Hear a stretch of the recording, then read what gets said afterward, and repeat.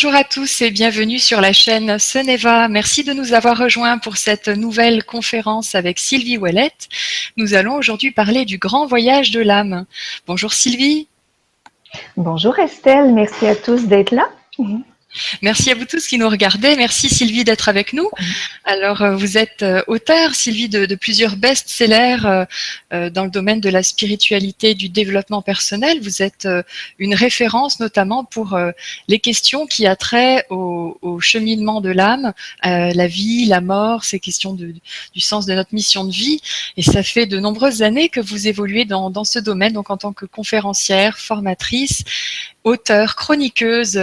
On vous voit beaucoup dans les médias et vous habitez la ville de Québec. Et oui, et ça fait effectivement quelques années que je m'amuse à découvrir de plus en plus d'informations sur les grands passages de la vie et c'est vraiment une passion. J'ai pas passé du jour au lendemain de notaire au travail que je fais. Il s'est écoulé quand même plusieurs années où j'ai commencé à faire des recherches, à essayer de comprendre et bon, c'est devenu un travail au fur et à mesure, mais au départ, c'était simplement une question d'intérêt, de curiosité, comme bien des gens. Oui, puis on avait parlé dans la dernière conférence qu'on a fait ensemble que vous avez été également sollicité par des âmes, un peu malgré vous, pour leur venir en aide et les aider à soit à s'incarner, soit à passer dans la lumière, à continuer leur cheminement. Oui, dans les méditations, ça a été pour moi une grande surprise de découvrir que je pouvais entendre ou comprendre des âmes qui avaient besoin d'aide. Et au fur et à mesure où j'ai accepté, parce que je pense que le mot accepter est vraiment tout à fait approprié. Quand on vit des expériences comme celle-là, il faut être en accord, en harmonie avec ce qui est en train de se produire pour le permettre que ça puisse se déployer. Donc, j'ai accepté ce phénomène-là au fur et à mesure, j'ai découvert que non seulement je pouvais communiquer avec les défunts, mais que j'avais aussi la possibilité d'accompagner les âmes qui s'incarnent et du coup, je pouvais aussi communiquer avec d'autres formes d'énergie qu'on pourrait appeler guides, aide spirituelle ou peu importe. Donc, cette forme de communication-là, c'est vraiment développée, je dirais, pas à pas, parce que je suis une sceptique très grande et que j'avais besoin d'y aller tout en douceur. Sylvie, on parle de l'âme selon les traditions, les conceptions. Est-ce que tu peux nous donner, toi, ta vision de ce qu'est l'âme? Oui, la question est très grande, très complexe. On pourrait se perdre dans des définitions parce que il y a énormément de littérature sur le sens de l'âme. Beaucoup d'auteurs ne s'entendent pas pour avoir la même vision. Je vous partage la mienne, qui est très personnelle. Pour moi, l'âme, c'est le lien, la partie de notre être. Si on veut, on a trois parties principales dans notre être: l'esprit, la personnalité et l'âme. Et donc, l'âme est celle qui fait le pont entre l'esprit, qui est notre partie spirituelle de notre être, et la personnalité, qui est notre partie matérielle, la partie incarnée de notre être. Et l'âme, elle touche à la fois à ces deux grandes parties-là, elle les relie et elle permet qu'elles communiquent entre elles. Donc, on a besoin de cette interface, si on veut, qui est l'âme, pour pouvoir accéder aux dimensions supérieures, pour pouvoir s'ouvrir à ce qu'on appelle la sagesse universelle ou à une connexion aux êtres de lumière ou à la sagesse qui est plus grande que nous. Est-ce qu'on pourrait dire que l'âme est en fait comme une partie de l'esprit qui vient finalement faire l'expérience sur Terre, mais qui est éternelle? C'est notre partie éternelle qui revient et qui reste la même et qui enregistre des expériences?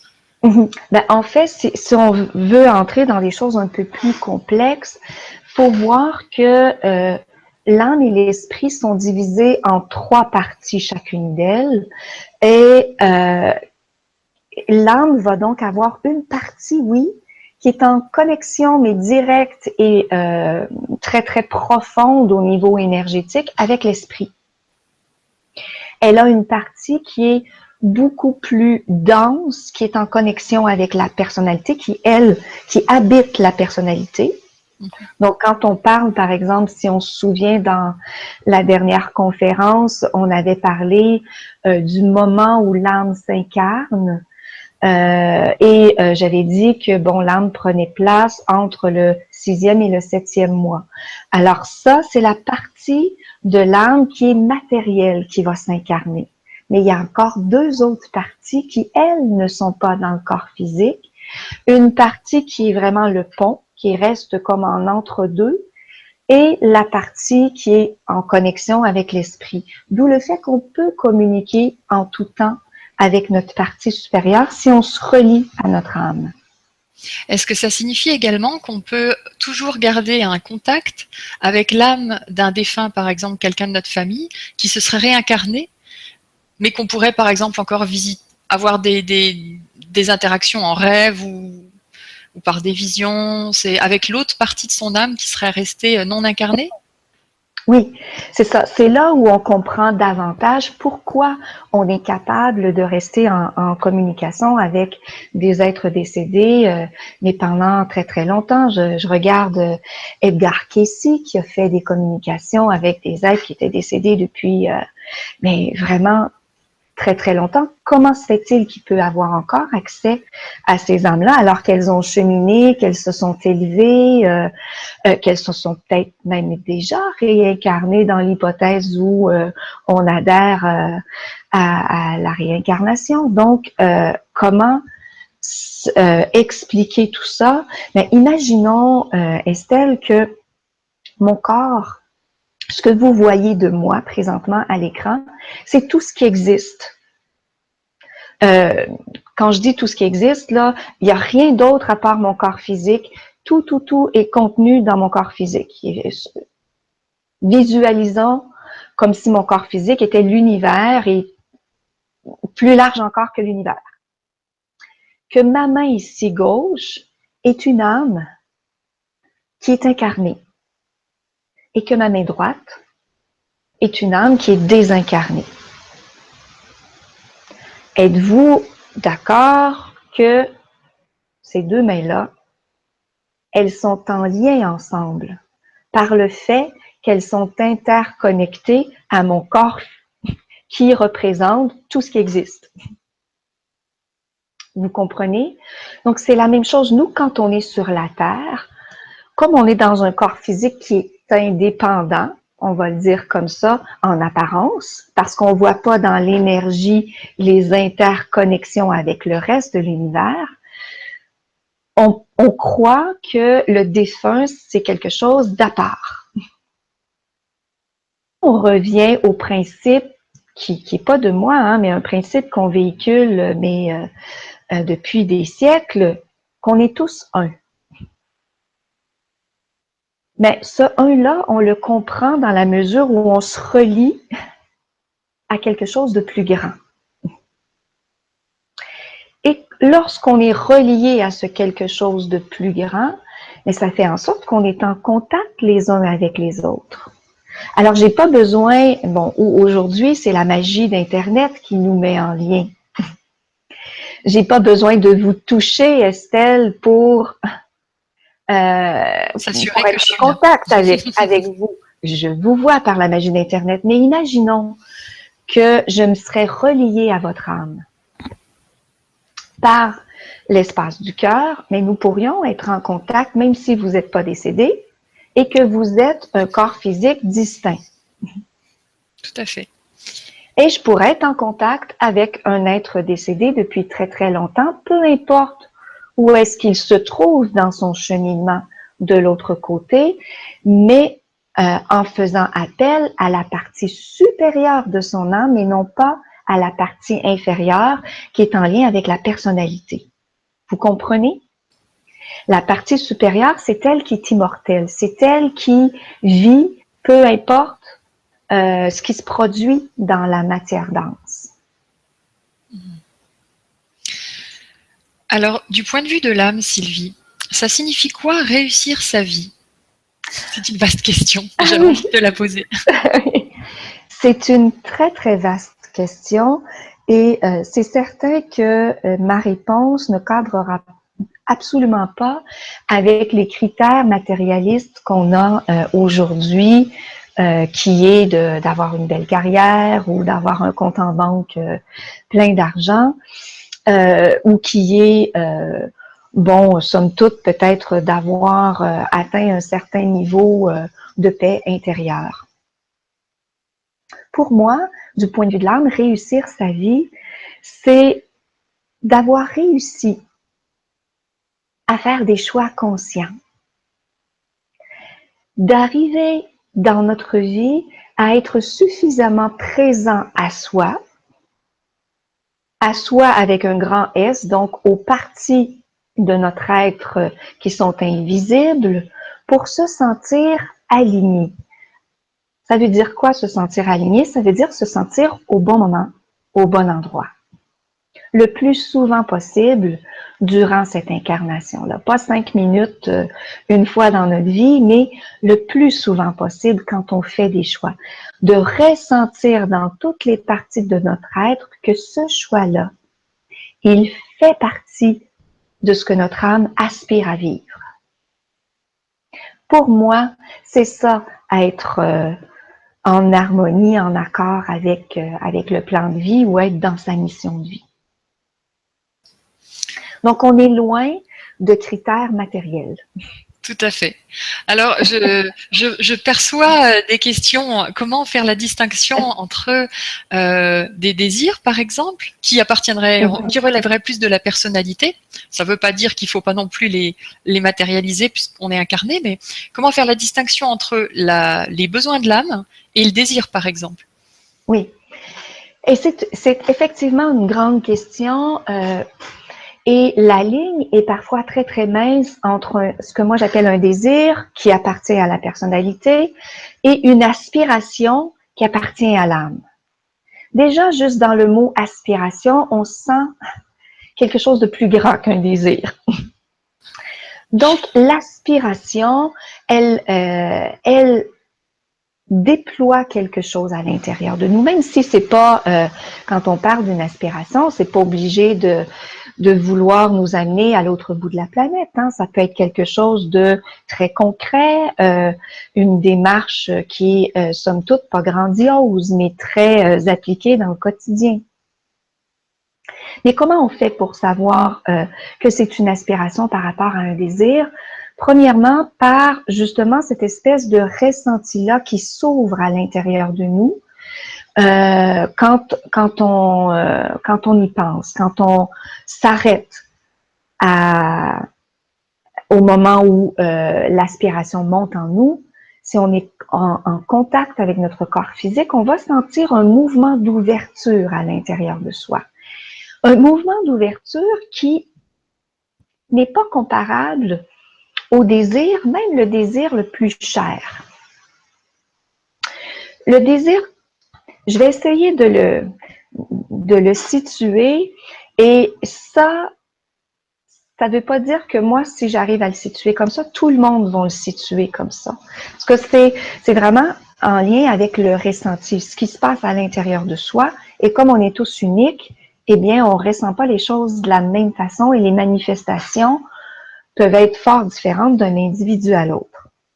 Mais moi, ce que j'ai découvert avec l'usage, c'est que quand c'est un désir, j'ai l'impression que la joie, imaginons que c'est un désir qui me rend joyeuse, la joie que le désir déploie se part d'ici et monte jusque-là. Donc, ça se produit dans un espace qui est beaucoup plus cérébral. Je vais le dire comme ça. Alors que quand c'est une aspiration, j'ai vraiment l'impression que ça descend, mais jusqu'à mon chakra de la base. Tout est habité dans mon corps quand c'est une aspiration. Et là, on peut s'identifier assez facilement en faisant le fil de notre vie, en voyant, par exemple, et là, je vais dire des choses, mais qui sont très matérialistes. Le désir, je veux avoir la télé 52 pouces HD qui vient de sortir avec, mais vraiment, l'écran plat qu'on accroche au mur. Mais ça va me faire peut-être une joie, mais ça va rester ici. Puis une fois que je vais l'avoir eu, bon, mis à part peut-être les premières utilisations où je vais être enthousiaste, mais jamais je vais être habitée par la télé. C'est déconseillé quand même. Parce que c'est pas quelque chose de profond, on s'entend. Et c'est volontaire si j'ai choisi un exemple aussi matériel. Mais par exemple, si j'ai l'aspiration, je sais pas moi, d'aller au Tibet, là je prends quelque chose de plus grandiose, de faire un voyage où je vais être en contact avec moi, mais je vais sentir un élan qui va venir, mais vraiment de mes profondeurs. Comme si c'était toutes les cellules de mon corps qui me poussaient à aller au Tibet, même si rationnellement parlant, c'était pas quelque chose de possible, de concrétisable. Même si ma tête me dit, mais non, Sylvie, t'as pas d'argent, tu peux pas aller au Tibet, t'as pas de vacances, tu peux pas t'absenter. Mille et une raisons. Si c'est un élan profond, c'est comme si je vais vraiment être poussée vers la réalisation de cette aspiration-là. Donc, pour pouvoir faire la différence, je reviens à la question, il faut être un peu connecté à soi. C'est ça qui va nous amener à départager les deux. La grande majorité sont souvent pas connectés à leur corps. Il faut pas se le cacher, hein, dans notre société, on passe plus que 90% dans notre tête. Peu de temps dans notre corps physique ou en contact conscient avec le corps physique.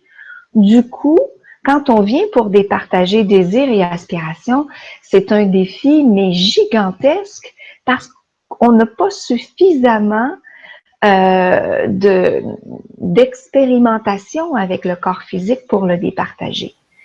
Donc, une des clés, c'est ce fameux contact avec le corps physique, la présence à soi, la présence aux émotions, puis la présence aux pensées. Est-ce que tu es en train de nous dire qu'on peut plus facilement rentrer en contact avec notre âme si on est connecté au corps, donc vraiment à la dimension la plus dense finalement? Mais tout à fait, parce que ça passe par là. Le corps physique, c'est notre allié dans la connexion avec l'âme. Et ça surprend souvent les gens parce que quand on dit contact avec l'âme, on parle de quelque chose de flyé, on est rendu dans les hauteurs, on n'est plus du tout ancré. Et on pense que le contact avec le corps va nous nuire dans cette connexion-là. Mais bien au contraire, le contact avec le corps permet une communication, mais beaucoup plus intense, beaucoup plus profonde, parce que c'est grâce au ressenti dans le corps physique qu'on va pouvoir capter la subtilité des informations qu'on trouve dans le contact avec l'âme. Donc, plus on sera en contact avec notre corps physique, en observation de ce qui se passe dans le corps, plus on deviendra alerte sur les informations qui nous sont envoyées. Ça, c'est une clé que je donne dans une formation qui s'appelle Communiquer avec l'âme, où je dis l'une des premières choses si on veut développer la communication subtile, c'est de réintégrer ce corps physique-là en conscience. Tant qu'on reste ici dans la tête, il ne peut pas se passer rien parce que c'est la connexion avec le corps physique, et avec la tête aussi, inévitablement, mais avec le corps physique qui nous permet d'entrer en relation plus profonde avec notre être. Alors j'imagine que tout ce qui favorise l'ancrage, le sport, la sexualité, des choses très concrètes finalement, vont nous ramener avec ce contact corporel, le chant peut-être aussi. Oui, mais en fait, tout ce qui passe par le corps physique, le yoga, le chant, la musique, oui, le sport, bref, tout ce qui nous ramène à un contact avec soi. Et là, quand tu mentionnais la sexualité, ce qui sera important ici de dire, c'est qu'il y a bien des gens qui ont des relations sexuelles, mais qui sont pas dans leur corps physique. Il y a bien des gens qui vont faire du sport et qui sont pas dans leur corps physique non plus, qui sont ailleurs. Donc, oui, ce sont des moyens qui sont importants, mais il faut encore là se ramener dans la présence au corps physique, d'où souvent, si on n'est pas habitué de le contacter, le yoga peut être ou le tai chi, par exemple, peut être un moyen d'y arriver beaucoup plus facilement parce que les exercices nous forcent à être présents. Alors que le sport, par exemple, je peux prendre mon vélo, puis je serai pas là du tout dans tout le trajet, je vais être ailleurs, ou la marche, ou donc on peut essayer de se trouver des moyens qui vont nous ramener dans notre corps physique. Et à partir de là, on se rend compte que il y a un impact majeur. Et on revient au sujet du jour, un impact majeur qui est très souvent méconnu. Pourquoi on n'est pas dans notre corps physique? Parce qu'inconsciemment, on refuse notre incarnation. On refuse de l'habiter pleinement, ce corps physique-là. On a eu peur en s'incarnant de naître. Et c'est comme si on dit, bon, je vais l'habiter juste à moitié, ça va faire pareil. Mais non, ça fait pas pareil. C'est à partir du moment où on l'accepte en conscience, on l'intègre, mais de manière volontaire, puis qu'on veut l'habiter, qu'on va réellement goûter la vie. Donc ça explique que parfois, durant toute une vie d'adulte, on n'arrive pas à faire des choix, on ne se positionne pas, parce qu'il y a toujours cette non-acceptation complète d'être venu. Alors, qu'est-ce qui fait qu'on ne peut pas accepter complètement notre incarnation? Ben, en fait, la source la cause, si on veut, de ce refus-là peut être multiple. Mais on va essayer d'explorer quelques grandes lignes. Premièrement, en chaque individu, il y a un conflit, mais un conflit majeur, dont on n'est souvent pas conscient, un conflit entre le masculin et le féminin. Ce qui fait qu'on est dans la dualité. Si on était des êtres unifiés, le masculin et le féminin marcheraient de pair et il n'y aurait pas de conflit en nous. Du coup, il n'y aurait pas de conflit à l'extérieur de nous. Donc, de ce conflit-là peut naître, mais des tonnes de peur. Parce que dès qu'on est dans la dualité, ce que ça veut dire être dans la dualité, ça veut dire ne plus être en conscience de l'amour qui est notre essence propre. Ne plus être conscient ou en contact avec la lumière qui est notre essence propre. On se divise. On n'est plus en union avec. Donc, si moi je suis en dualité, ça veut dire que je suis plus dans l'amour et le fait de ne plus être dans l'amour en conscience fait naître des peurs. Peur de ne pas être aimé, peur de ne pas être à la hauteur, peur d'être abandonné, peur d'être jugé. Donc, toutes ces peurs-là font en sorte que l'être qui est dans un processus d'incarnation peut ne plus avoir envie de ce projet d'incarnation-là. Quand on débute un projet d'incarnation, ce qui est important de savoir, c'est qu'on est toujours dans la joie d'aller vers cette incarnation-là. On en a parlé, je pense, dans la dernière conférence, mais au départ, quand on décide de s'incarner au tout début du voyage de l'incarnation, on est dans la joie de faire ce voyage-là. On voit le beau et le bon, de ce que l'incarnation va nous amener en ouverture de conscience. Mais lorsqu'on planifie ce voyage-là, on est dans ce qu'on appelle le plan de conscience, le plan causal. Sur le plan causal, c'est encore l'amour inconditionnel. Alors, on baigne là-dedans. Mais dès le moment où on va descendre vers la terre, puis qu'on va revêtir le corps des pensées, le corps mental et le corps des émotions, le corps émotionnel, mais là, la sensation de dualité augmente. Ça veut dire quoi? Ça veut dire que les peurs augmentent. D'où le fait que habiter ce corps-là, ça devient de plus en plus difficile au fur et à mesure qu'on s'approche de la Terre. Et je pense que j'en ai parlé aussi dans la dernière conférence, mais le moment de naître comme tel va venir générer deux grandes peurs, la peur de naître et la peur de mourir. Donc, la peur de vivre, pardon, et la peur de mourir. Et quand l'être va s'engager dans le col de la mer, il va être confronté à la peur de mourir. Alors là, on n'a plus envie de l'habiter, ce corps physique-là. Essayez juste d'imaginer, vous êtes dans le col de la mer qui fait comme un étau sur vous. Votre corps, il est complètement comprimé dans le col de la mer. Essayez d'imaginer la sensation que l'être ressent. Mais si déjà il était habité par moindrement des peurs, et ces peurs-là sont décuplées à ce moment-là, et ça lui donne plus du tout envie de l'habiter, le corps physique. Il va sortir du col de la mer, et là, une fois qu'on est sorti, on est confronté à la vie elle-même, parce que ça continue, on s'aperçoit qu'on n'est pas mort, et que ça continue, mais comment on va faire ça vivre? Alors qu'on n'est pas capable de se gratter le bout du nez, qu'on n'est pas capable d'exprimer ce qu'on veut, comment on fait ça?